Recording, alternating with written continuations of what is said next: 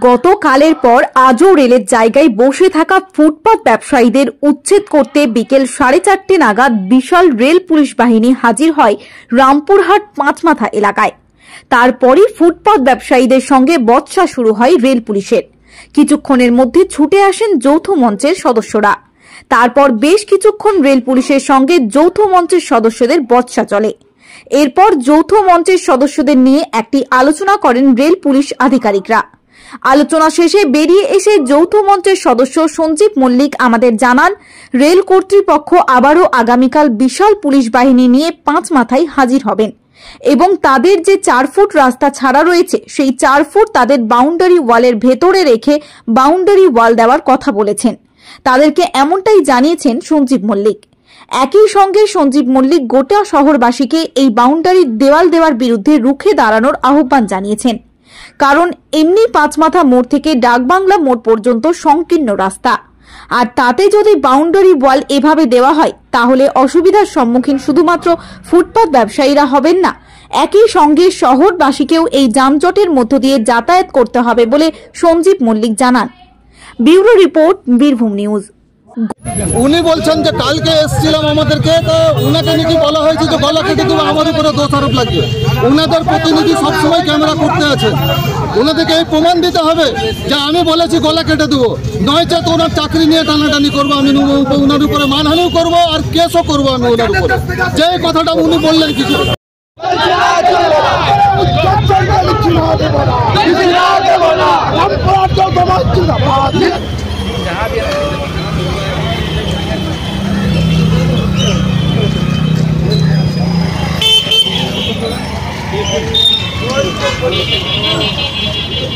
ভাই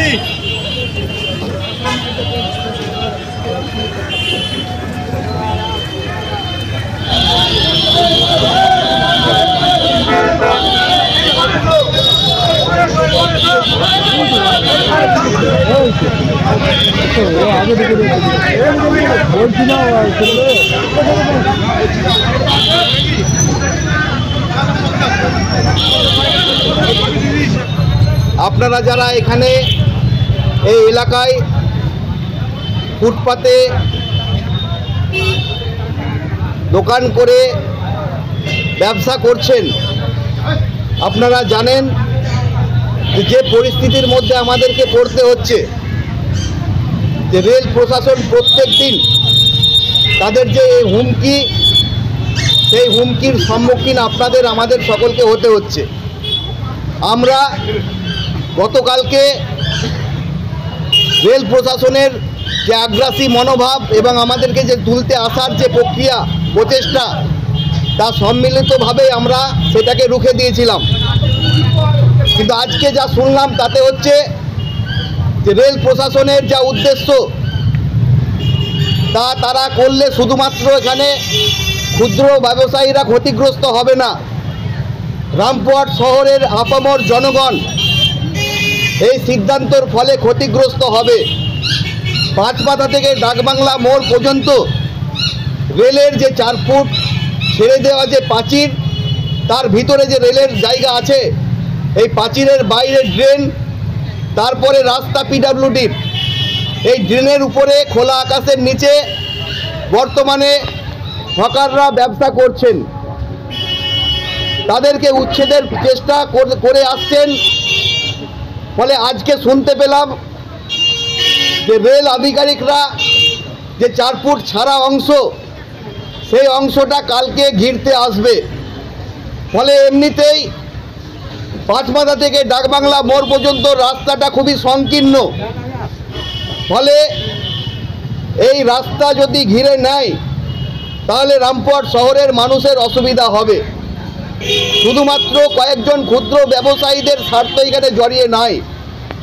আমরা আজকে পরিষ্কারভাবে রেল অফিসারদের যারা এসেছিলেন তাদেরকে আমরা বললাম যে আপনারা আপনাদের নিয়ম মতো জায়গা ছেড়ে প্রাচীর দিন, এবং বর্তমানে যা প্রাচীর আছে সেই প্রাচীরের বাইরে 4 ফুট যে অংশ আছে সেইখানে আমরা ব্যবসা করব। সেই ব্যবসা আমরা শুরু করেছি। ফলে হচ্ছে আগামীকাল তারা এখানে আসবেন নির্দিষ্টভাবে 4 ফুট ছাড়া অংশটা ঘিরতে রামপুরহাট শহরের মানুষের কাছে আবেদন করব, আপনারা কালকে সকালে 8:30 9টার মধ্যেই পাঁচমাথায় জড়ো হবেন এবং রেলের এই অপচেষ্টা তা রুখে দেবেন। ইতিমধ্যে আপনারা জানেন যে আমরা ফুটপাত উচ্ছেদ বিরোধী যৌথ মঞ্চ, এই মঞ্চ কোনো রাজনৈতিক মঞ্চ নয়।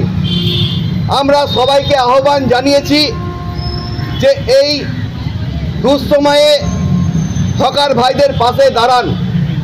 আমরা কর্মসূচি ঘোষণা করেছি ইতিমধ্যেই যে আগামী পরশু শনিবার সকাল 10টায় গোটা রামপুরহাট শহরের যারা ক্ষুদ্র ব্যবসায়ী আছেন তাদেরকে একসঙ্গে আমরা ডাক দিয়েছি পাঁচমাথায়, তার সঙ্গে যুক্ত হবে রামপুরহাট শহরবাসী যারা প্রত্যেক দিন এই ফুটপাতের উপরে নিত্য প্রয়োজনীয় জিনিসপত্র কেনাকাটা করেন, তাদেরকেও আমরা আহ্বান জানিয়েছি। ফলে নির্দিষ্টভাবে সেই কর্মসূচি আমাদের হবে, কিন্তু আগামীকাল যেহেতু রেল প্রশাসন তাদের উদ্দেশ্য পূরণ করতে আসবেন, আমরা সকলকে অনুরোধ করব যে কালকে 8:30 9টার মধ্যে এখানে উপস্থিত হয়ে রেলের এই সিদ্ধান্তের বিরুদ্ধে প্রতিবাদ জানান। এটাই হচ্ছে মূলত আজকের কথা। যখন তখন এসে যখন দেখ উঠান, কালকে ওইভাবে এলো সবটা দেয়, মালকে তুলে ফেলে দেবো এইভাবে কথা। আমার কথা হচ্ছে কালকেও বলেছি, আজকে আপনাদের সামনে বলছি, রেলে আর যতদূর জায়গা আছে মাপ করে ঘেরে নিক, আমরা দোকান উঠিয়ে দেবো। কালকে আরম্ভ করুক কাজ, কাল থেকে আমরা দোকান বসাবো না। কিন্তু এখনো বলছি আপনাদেরকে, কালকে বলেছি আজকে বলবো, রেলের যদি ফাঁকা জায়গা থাকে আমরা রেলে দোকান করব। আমরা রুজি রুটির ব্যাপার, রেল জায়গা ঘেরে নিক, আমরা ছাড়তে রাজি আছি। এরপরেও যদি গাজরম করে পাওয়ার দেখে কেউ গাড়ে একটা দোকানে হাত যায়, কোনো আরপিএফ তাদেরকে ছেড়ে কথা বলবো না। তাদের যেটা হবে জীবন দিয়ে দেবো দোকানের জন্য, এই রুজি রুটির জন্য জীবন দিয়ে দেবো। তবুও কিন্তু আমরা আজকে ওঠাতে এসেছিল এবং ভাই হুইপ দিয়ে উঠাতে এসছে, কোনো নোটিশ নাই, নো নোটিশ। আমার কথা হচ্ছে আমরা কি ছাড়বো কা? আমাদেরকে নোটিশ দিন, আইনত আসুন, আমাদেরকে সময় দিন, কোনো কম্প্রোমাইজ নাই। গলা কেটে দেবো বলছে, গলা কেটে দেবো বলছে। উনি দেখান ফুটেজ, আমাদের মধ্যে কিছু বলেছে। আপনার কি নাম? গলা কেটে দেবো। আপনার কি নাম? আমার নাম তো বলছে, কি বলছে? রেলের এক অফিসার